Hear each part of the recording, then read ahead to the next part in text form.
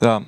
Esmu Elvis Strasdiņš, ikdienā čakarai krāpnieks, filmēju to, lieku internetā, komunicēju ar viņiem pa telefonu, sociālajos tīklos, WhatsAppā, viņu čatos, jo tagad viņiem ir jaunas platformas ar čatiem. Pie manis parasti vēršās cilvēki un stāsta savus stāstus, kā viņi tika apkrāpti, tāpat arī es pats ievācu informāciju no krāpniekiem, dažādos veidos atrod jaunus upurus. Ļoti bieži tas ir caur mūļu kontiem, tāda naudas mūļu tie, caur kur kontiem izplūst nauda. Un bieži vien šie mūļi ir paši, kur ir apkrāpti, un cerībā, ka viņi dabūs atpakaļ naudu, viņi piekrīt kļūt par mūļiem. Citreiz man dienas ir diezgan jautrs, kad es ar viņiem bišķiņi tur pasmējos ar krāpniekiem vai par viņiem vai ar viņiem. Citreiz netika rožains, tad, kad cilvēki stāst par savām, kā viņi ir apkrāpti, cik daudz, starp citu šobrīd tieši pēc 15 minūtēm cilvēkam, kam izkrāpti 70 000, jāiet skaidroties vidā, un tūlīt arī viņam draud krimināla lieta, jo viņš šo naudu paņēma no uzņēmuma, līdz to viņam ir jāmaksā UIN 25% plus nodokļu tātad procenti par to, par laiku, ko viņš nav viņus samaksājis.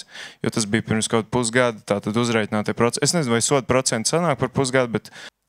Un tātad tas nerad beidzās ar ne tikai izkrāptu naudu, bet vēl arī sabojātu kriminālu vēsturi, izpostītu uzņēmumu, kurš, protams, funkcionē tālāk nespējas. Un tāpēc, kad mēs rēķinām tos izkrāpto summu, kas mums ir gadā, tur kaut 11 miljoni izkrāpti. Tā jau ir tikai summa, kas ir izkrāpta. Mēs nesaprotam, cik daudz cilvēku, piemēram, emigrē tādēļ. Vai, es nezinu, vai mums ir bijuši pašnāju gadījumi, bet visticamāk kaut kad tas sāks notikt, ja mēs tā turpināsim. Jo, piemēram, ASV tas ir pilnīgi normāli, ka cilvēks aiziet vienkārši nolec no tilta pēc tam, kad ir apkrāpts par miljonu, piemēram. Līdz ar to tā ir liela problēma un lielāka nekā, manuprāt, mēs to redzam, un es to redzu sociālos tīklos. Zem katra man video ir pilns ar komentāriem, ir pilns ar bookmarkiem, tātad iegrāmatot mans video un pilns ar reakcijām un dalīšanos un vispārējo. Es redzu, manuprāt, tā ir liela problēma, ko mēs šobrīd diezgan pagaidām ignorējam, bet es ceru, ka tas mainīsies. Pirmais gadījums, ko es gribēju pastāstīt par interesantu veidu, kā nozagt identitāti.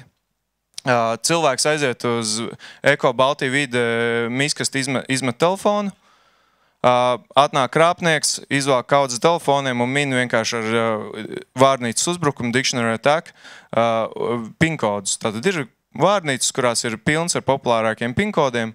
Viņš pamēģina pirmo pinkodu, otro pinkodu, trešo, iestājas minūtes timeouts, viņš ķerās pie nākamā telefona, viņš atkal dara to pašu.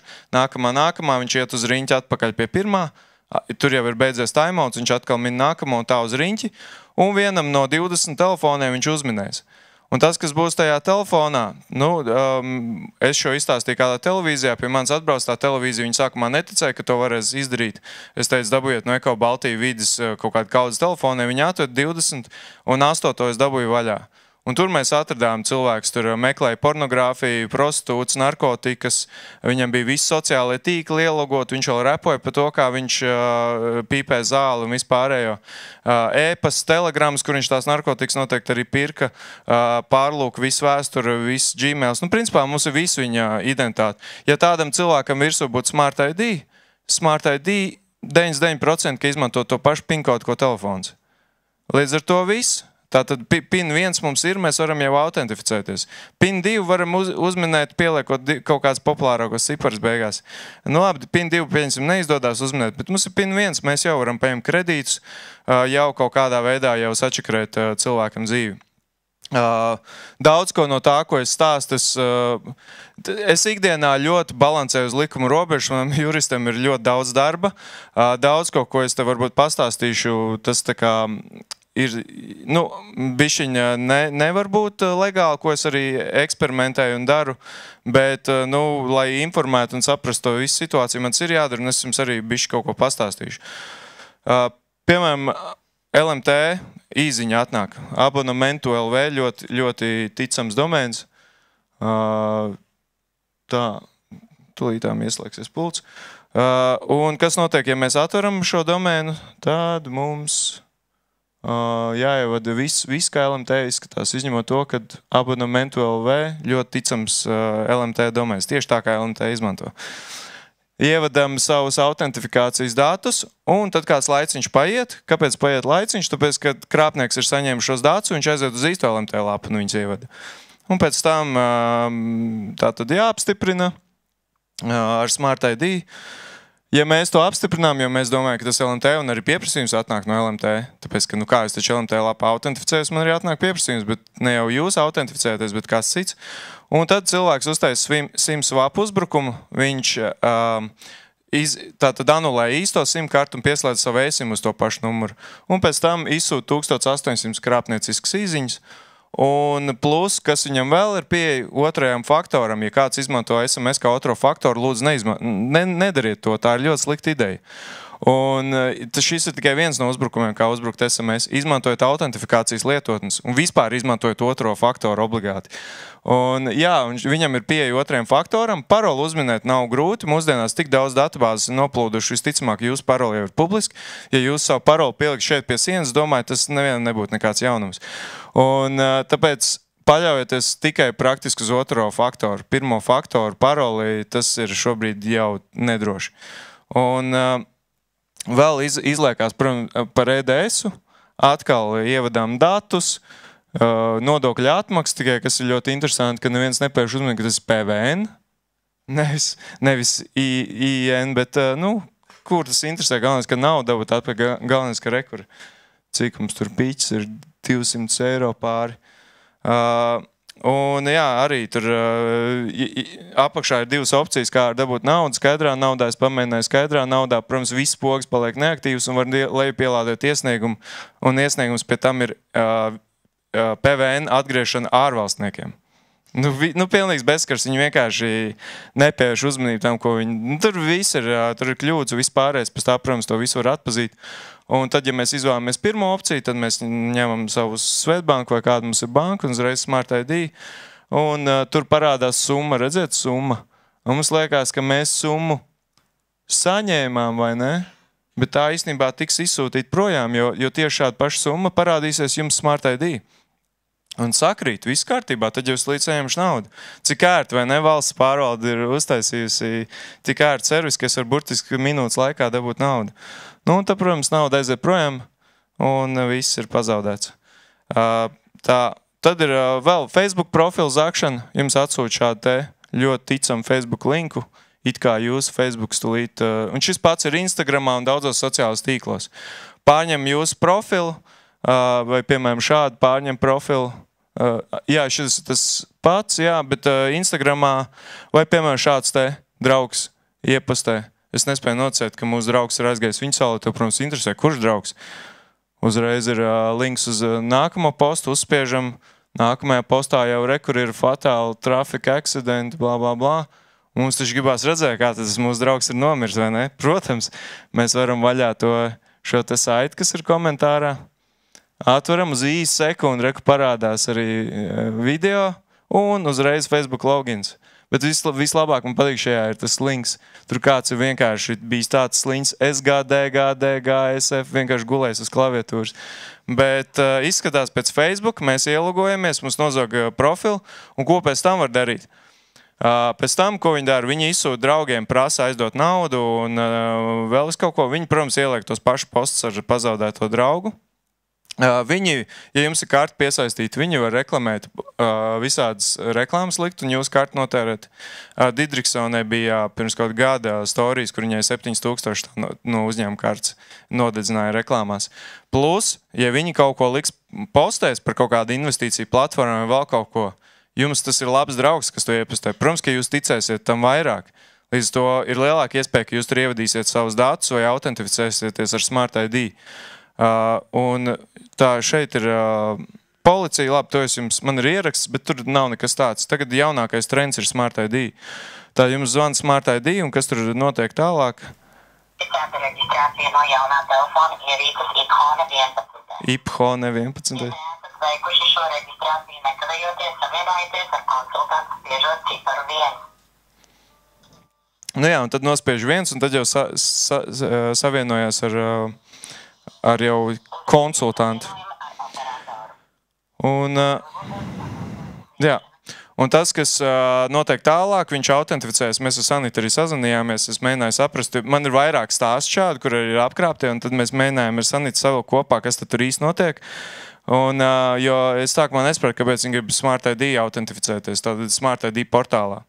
Pirmkārt, lai izskatītos ticamāk, jo tev atnāk tiešām neviens nekad nav redzējis Smart ID autentifikāciju. Ka tev atnāk Smart ID, bet autentificējas arī Smart ID. Neviens taču tā nedara, vai ne? Un pēkšņi atnāk Smart ID, un tu uzreiz, wow, to varēja tikai Smart ID darbinieks droši vien izdarīt, bet viņš reāli to izdarīja Smart ID portālā.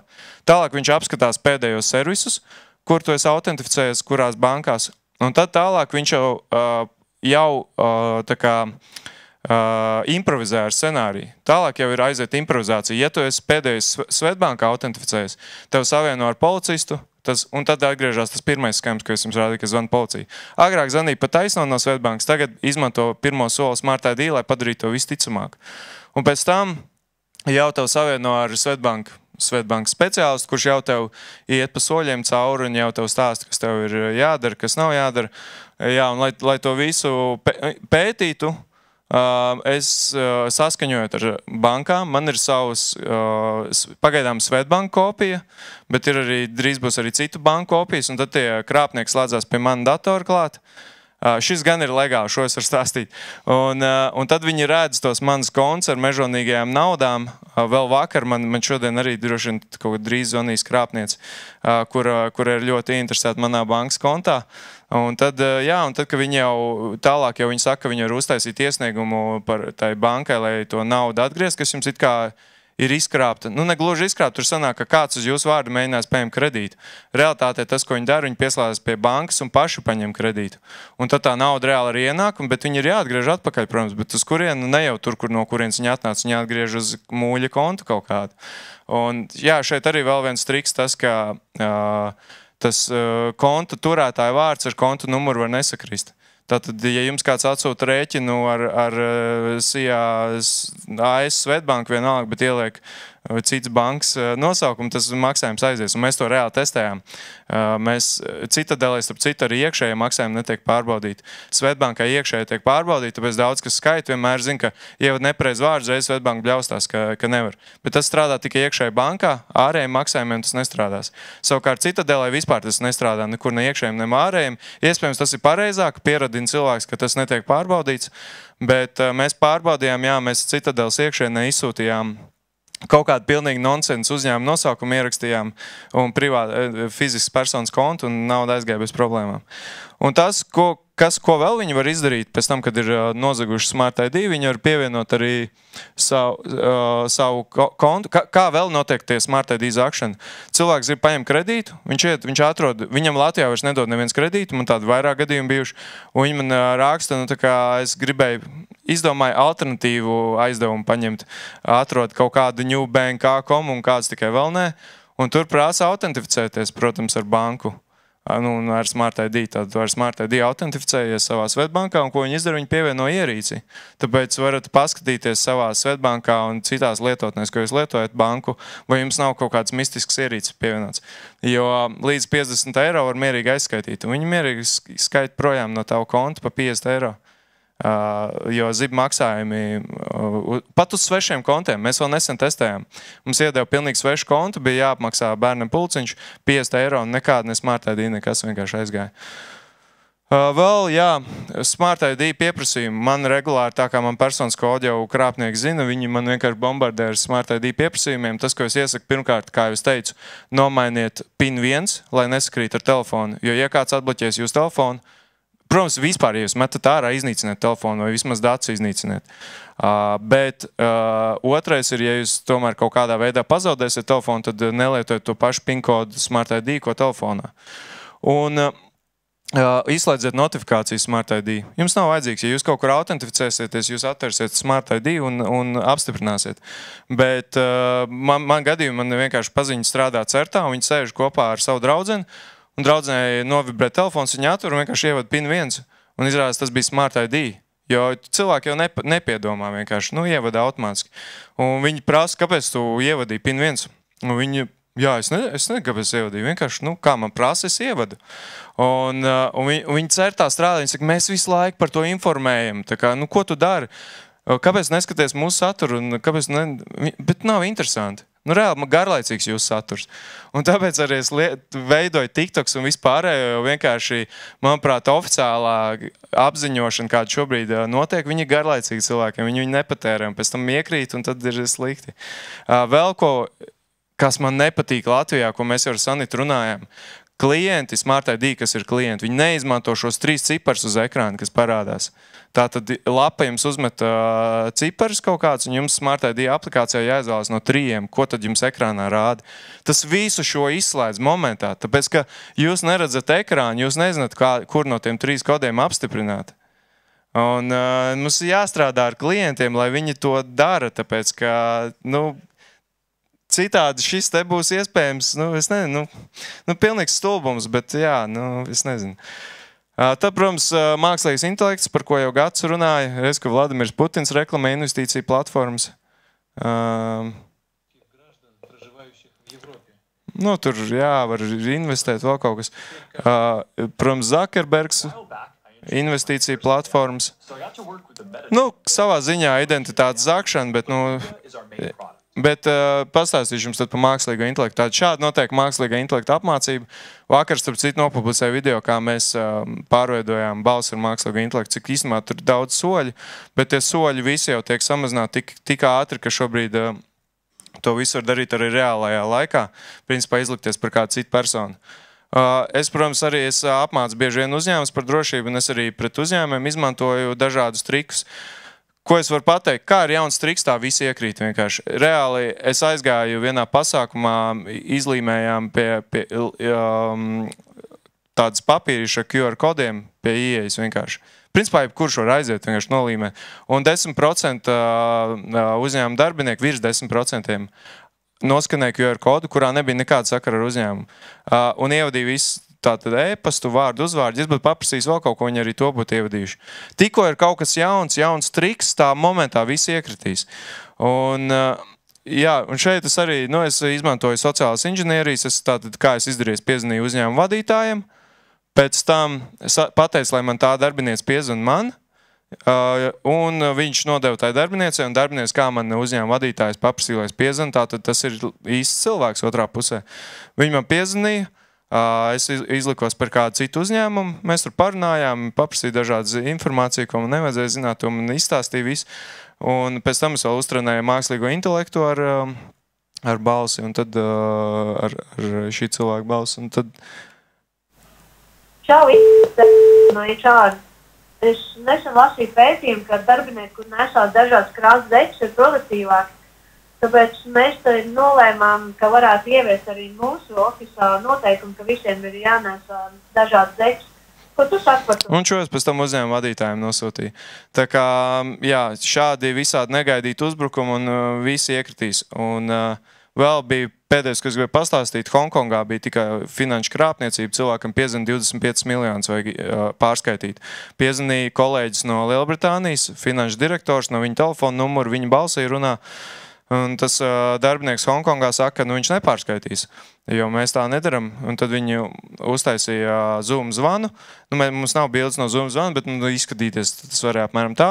Un tad visi viņi pierunāja tā kā pārskaitam. Jā, visi darbinieki, visi kolēģi apstiprina, šis ir mums ļoti svarīgi, mums vajag pārskaitīt, tas svarīgs klients.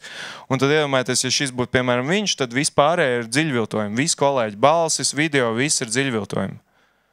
Un starp citu, kāds no jums lieto Samsung telefons?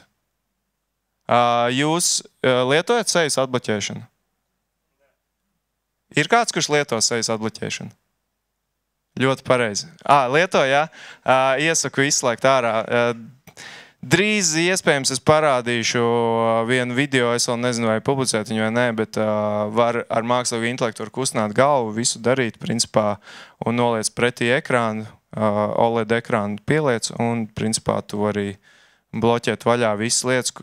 iPhone'os, jā, iPhone'os ir dziļuma kamera, kur tev tiešām uztaisa reliefu sejai. Tā ir droša, Bet tie, kam nav dziļuma kameras un praktiski nevienam citam telefonam, man liekas, nevienam citam izņemot iPhone nav dziļuma kameras, es atturētos no tā. Jo, principā, ja jūs tad izmetat savu telefonu Eko Baltiju vidi un kāds zina, kam tas telefons varēja būt, tad ir principā ļoti slikti.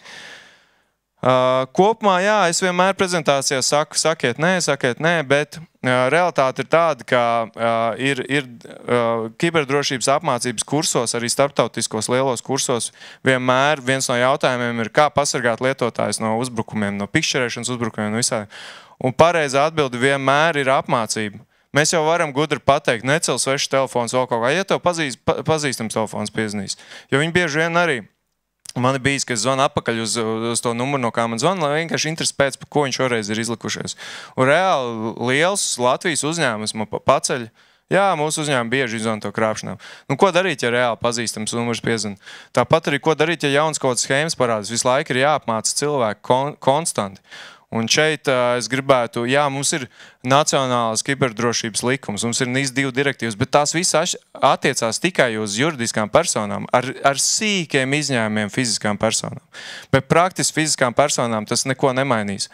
Jā, mūsu uzņēmumi būs drošāk, tas ir forši, bet fiziskas personas, viņām tad dzīve nemainās. Un otrs, jā, tad es gribētu, es ceru, ka mēs kaut kādu varētu, mēs par šo daudz diskutējam, vai tas ir aizsardzības ministrijas, vai tas ir varam, vai tas ir iekšliet ministrijas atbildībā, kuram tad mums vajadzētu piešķirt reāli budžetu un šo sākt skolās apmācīt, jo tas ir vienīgais veids, kā mēs reāli varēsim mūsu nākošās paudzes, un arī tagadējās paudzes pasargāt no tiem, ne tikai tiem miljoniem zaudētiem, bet arī izpostītām dzīvēm, jo kā minimums pēc apkrāpšanas cilvēks ir neproduktīvs uz to vienu dienu, bet viņš varbūt arī nedēļu mēnesi, viņš var aiziet prom no darba, uzņēmuma pazaudēt naudu. Un vispār 60% mazo līdz video uzņēmumu, kas ir cietuši kiberuzbrukumā, un pārsvarā kiberuzbrukumi ir tieši ja pikšķerēšana, sociāla inženierija, 6 mēnešus pēc kiberuzbrukuma bankrotē. Tāda ir statistika. Līdz ar to, manuprāt, un šie kiberuzbrukumi jau bieži vien ir caur fiziskām personām, ne jau caur uzņēmumiem. Tie ir romantiskās krāpšanas, investīcija krāpšanas, kas šķiet, protams, smieklīgi, bet tik daudz uzņēmumu darbinieku, grāmatvedis īpaši iekrīt. Īpaši tāpēc, ne jau tāpēc, ka viņš biežāk iekrīt, bet ja viņas iekrīt, tad vienkārši uzņēmumu daudz lielāks problēmas. Tā kā, jā, paldies par manu kaut kādu tādu savārstījumu ar varbūt dusmu lēkmi nelielu, bet es ceru, ka viss uzlabosies. Paldies!